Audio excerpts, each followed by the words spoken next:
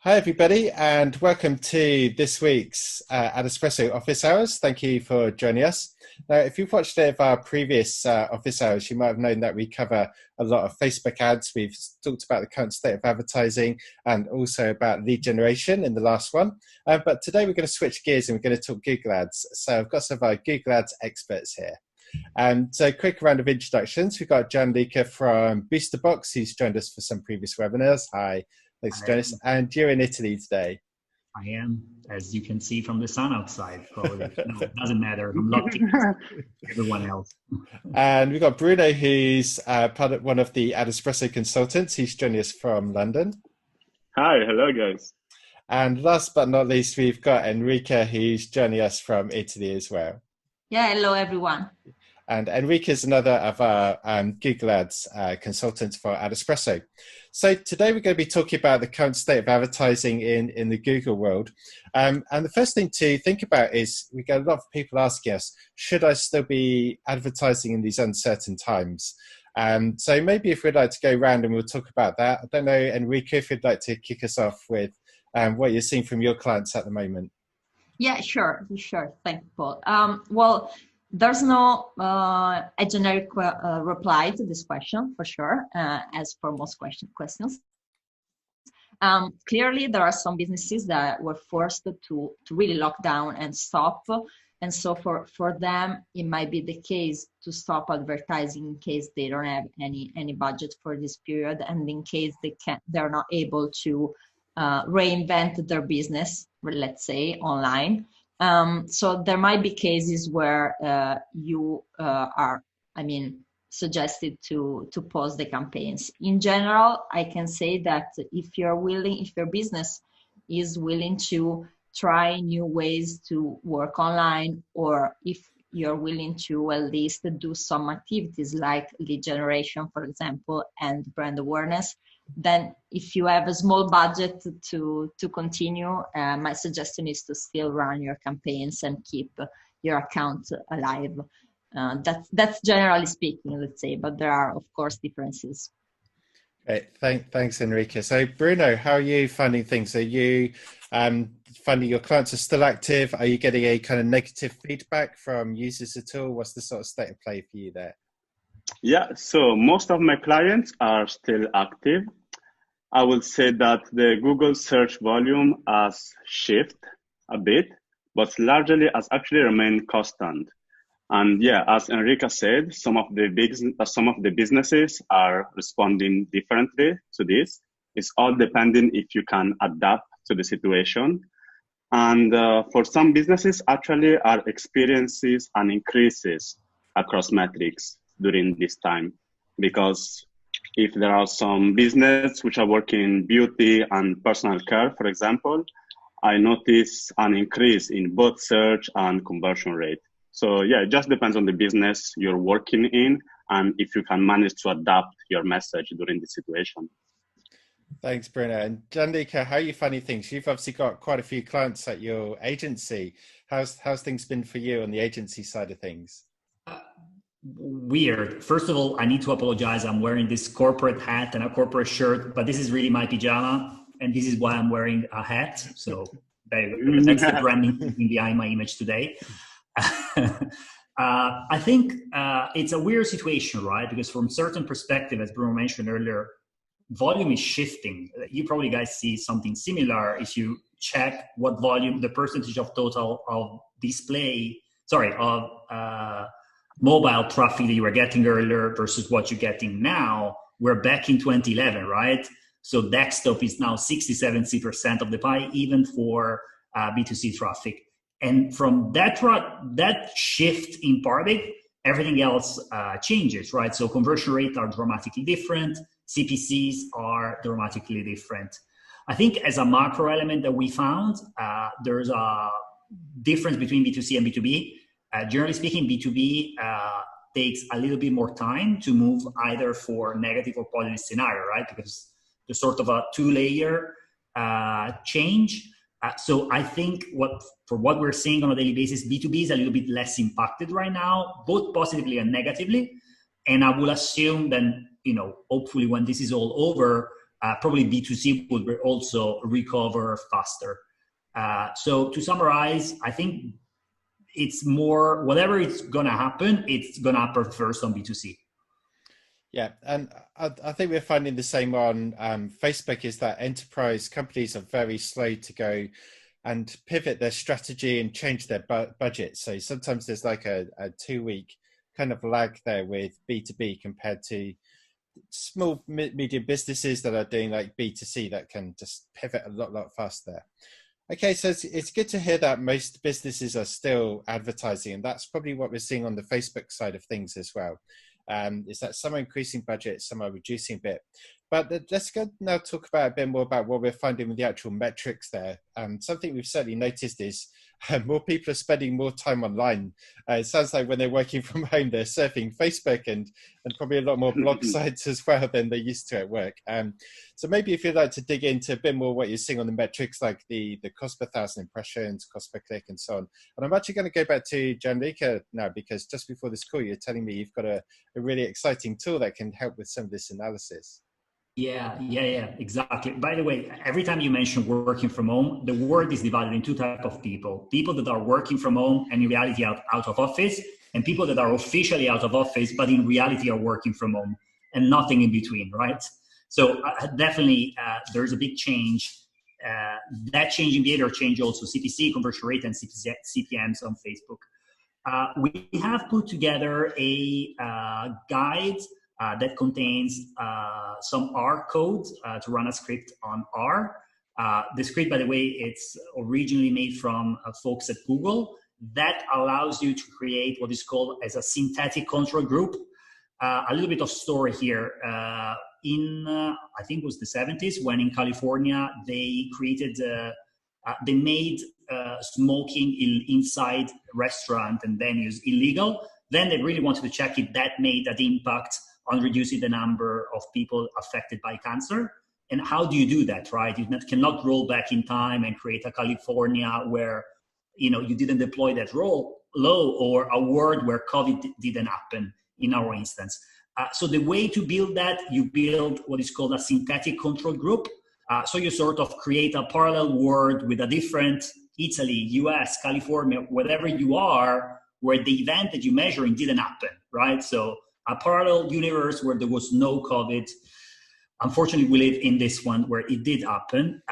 But this type of analysis basically allows you to compare where you are now in this universe versus an alternative universe, right? And then you can see the difference. And that's something you can play at any metrics, right? You can run it even on your sales result from offline activity to CPC, to conversion rate, to online sales. So that is probably the best way to compare. And this is very useful if you're running a campaign towards multiple locations. So it's possible to see, for instance, comparing this thing happened in China and then Iran, Italy, in specific geographies a little bit sooner. In Italy, we had the disadvantage of being the first mover here. But this is definitely a lesson that other countries and other marketers could use. So they could see what the difference was in Italy in order to project that. So this whole theory, it's very well explained in the script and in the guides that I think we can publish somewhere. And so I encourage everyone who is using it and find it useful. It's all open source, all for free. If you find it useful, if you would consider doing a donation to Bergamo Hospital, which is one of the areas mostly impacted in Italy, we will love that. Excellent, thank you. And we'll go and put a link to that below this post. So what kind of things, just in general, are you seeing with like the cost per click and cost per 1,000 impressions and things at the moment? Yeah, so cost per click is increasing when traffic moves back from mobile to desktop. Conversion rate in the first couple of weeks decreased for really non-essential products. So Bruno earlier mentioned beauty and but also fashion. Really, in the first couple of weeks from the lockdown in the Italian market, I'm specifically referring to now, we saw conversion rates going down, but now there's sort of a rebound effect. So we get, even on non-essential products, I'm talking specifically about beauty, fashion, we're getting really good results. For fast-moving consumer goods, so groceries, alcohol and stuff like that, obviously the results have always been great from a conversion rate perspective with flat CPCs. So the three metrics to take into consideration are CPC, conversion rate, and average order value if you're on e-commerce, and it's really CPC and conversion rate if you are in the lead gen game. And it's difficult to predict at the moment what the future it will play out, but I would say the behavior that you watch in the first 3-4 weeks in the beginning from the lockdown not necessarily is exactly what's going to play out in the next 3, 4, 6 weeks. Excellent. And Bruno, what kind of things are you seeing, and are you changing the way that you analyze results? Like on Facebook, we're moving away from looking at 1 and 2 day results to kind of 7, 14, even like 28, 30 day results, because things seem to be all over the place day by day, depending on what country you're in. I don't know what you're seeing there with your clients. Yes, you're right. I'm doing the same, basically. First of all, I'm focusing more on the long term than the short term, because as Gianluca said, this shift of metric will depend on how many weeks from the lockdown are started. In fact, for example, for non-profit and charities, I could see a steady increase of the CPC, but this has been related also with a steady increase of conversion rate. More people are donated, which is good, especially here in UK. And in the beauty and personal care, I saw as well an increase on CPC, because a lot of people are investing after they saw a good increase on conversion rate. I saw actually some very good increase, up to 40% in terms of conversion rate, especially when we're selling essential products like hand sanitizer and soap, since people have been washing hands like never before. Never before, yeah. Exactly. And even correlated products like skincare, for example, now are selling crazy. So again, it depends on the product we're selling, and these particular products in beauty and personal care has a huge increase in terms of both CPC, because the competition is increasing, and conversion rate too. Excellent. So yeah, it seems that you've got to be looking at the whole of the funnel and not just like a one metric like the cost per click. I mean, we've probably seen it on Facebook the other way around, is that the cost per click has been much cheaper, just with more people on Facebook and less advertisers, but the conversion rate's been down because people are a bit more cautious with their money. So yeah, it sounds like you can't apply like Google findings to Facebook, that they can actually be different there. Enrico, what are you seeing with your clients? Now, you like the ones that are still being able to spend, are they increasing budgets week by week, or are they decreasing them? Well, I've noticed that, for example, for e-commerce products, which are not unnecessary products, let's say, we had like a standby waiting for something to happen period in the beginning. Now they're actually starting to increase the budget, because I think people is starting again to spend money also on useless products in order to feel alive, I guess. I mean, that's me, probably many more people. So I had some increasing on budget for e-commerce products. So that's good. And I saw, I think there aren't so clear data right now. That's why Gianluca's script will help us in the future, because I think now it's really shifting like 1 week and another. So we don't have, a pattern, but I'm seeing this increasing in budget because the traffic is more, we have more clicks, we have more requests, and the conversion rate is going up again for this e-commerce. Another insight I want to give you is about non-e-commerce businesses. For example, B2B lead generation, which we mentioned earlier. I've checked and I've seen that had usually lower CPC, so lower costs. So we have a lot of clicks. Clearly, we have less conversions, but people, are still searching for products, even though they cannot have them right away. For example, I have this B2B business for fake grass, okay? So they cannot have it right now, but they're searching, they are requesting information, and the clicks are actually cheaper. So we'll keep going with our standard, let's say, strategy and campaign and fixed budget and go on, because everything is still working. So that's another insight, for example, for B2B volumes and costs. Excellent. And I'm a big fan as well of keeping going when the costs are quite cheap of brand awareness. A good example this week, I think Denmark announced they're going to relax some of the rules on their lockdown. And one of the things to open is hairdressers. And straight away, the main hairdressing booking website in Denmark just crashed with the volume. Yeah. So if you've got a business that maybe you can't, even if it's not an online business necessarily, well, if you can do bookings or lead generation online, keep it going, even if you can't sell now, because once restrictions relax, you could be at the top of the queue and at top of people's minds. So yeah. Exhibit A. That's it. We really need that. Everybody's gonna need it. I mean, yeah.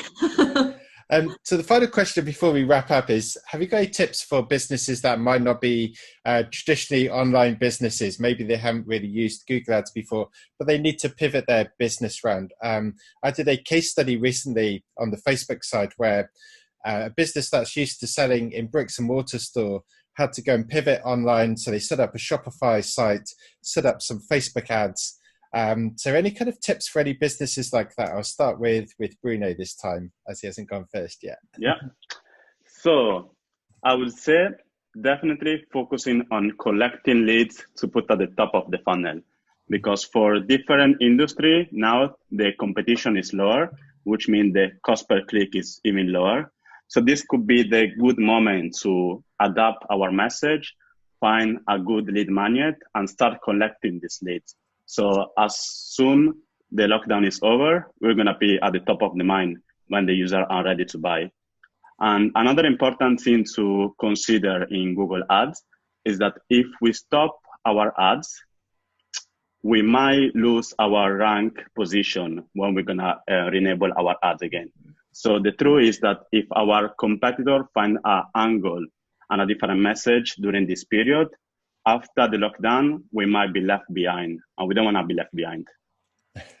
That's a really good insight, because that's not something that happens too much in the Facebook world. You don't really have to worry about ranking there. So Enrico, are you seeing anything similar, like any tips? Is that ranking really important as well for your clients, just to keep things ticking over? And if so, what kind of budgets do you need to keep that momentum going with Google rather? Well, yeah, I definitely agree with Bruno, because for the Google Ads account, I mean, you have an optimization quality score, let's say, or an optimization score, which is general. And if you just stop everything for months, that might affect the account. So, as I said in the first answer, it depends. There are some businesses that are really facing difficulties and they cannot do anything. In that case, we cannot force people to use budgets that they don't have. But all the other cases, they should really think about reinventing the business or finding ways to keep promoting themselves and be live and do at least the brand awareness. My suggestion is to consider a few steps. First step, can you reinvent your business from offline to online? Yes, no. If yes, okay, move on and do it like in 3 days. If no, okay, let's find something else. Next step will be, okay, should I keep communicating something to people searching for my brand and my product? Here again, yes or no. If yes, okay, do that and continue, do at least audience building. Okay, so people searching for you, that will go on to your audience, and maybe it will be useful for you to do remarketing later, or at least do some lead generation, give them some valued content and move on. If no, and if you don't have any budget, then turn everything off. That's the general idea. And luckily I have most of my clients are really smart, and most of them really reinvented everything. So they were very good. And we needed to readjust and change all the strategy from one day to another, but that was tricky and fun at the same time. It is amazing how businesses that have done the same thing for years are suddenly like reinventing themselves overnight. But there's some tools certainly like for e-commerce. Shopify is just really good to get that doing. Obviously, there's so many email marketing CRMs that you can use and things like that. So there's a lot of potential. And certainly I'm noticing myself that I'm starting to do a lot of browsing for holidays and hotels, even though you can't really book them at the moment. It's after about 4 weeks of being stuck at home, you start planning for next year or the next few months. So there's definitely still people looking for products, even if you're not buying. So I'm going to give the last word today to Gianluca with any tips on how businesses can reinvent themselves using Google Ads. Yeah, I think there are two opposite trends, really. On one side, as humans, we get used to everything. Like, this is our new normal. Wearing a mask everywhere is going to be the new normal for a while, and we're going to get used to it, right? So I think many behaviors that right now are a little bit painful from an advertising perspective, I purely mean from that perspective, would become normal in the future. So that's why, I don't know, many of us probably, we had a Zoom call with grandparents, right? Versus a few weeks ago, that would have been impossible. So I think that will stick. So one suggestion would be to push yourself to think of the new world where we get used to all of that. The opposite, I really like the decision tree that Enrica put together briefly earlier. And I really think that, from a business perspective, in reinventing yourself using Google Ads and Facebook, it's really about giving value to other users, right? We call it lead magnet, as Bruno mentioned earlier, because we have the audience building in mind. But in reality, as a business owner, even if you work in travel, and right now everything is shut down, you know so much about that industry, right? And maybe you could give consulting to couples that are getting married and they book their honeymoon and they're freaking out because they don't know if and how they will get their money back, right? Or giving consulting on how do you plan for next holiday for 2021. As business owner, as marketeers, we know so much about the services and the product that we do and love every day that sometimes we forget that we know so much more than everyone else, right? So I think it's very important, and reinventing ourselves doesn't mean simply, let me do a white paper and vomiting what I know, but it's really about caring on your product and services and give it something for free that maybe is not even related with what you do. Like, I literally, I just try to call my accountant, my lawyer, to give them some masks because we bought 500 million masks from a Chinese shop for nothing, just to give some free value, right? And this is something that I think everyone can do, to give out some free value. That doesn't have to be a physical item. It could simply be their knowledge.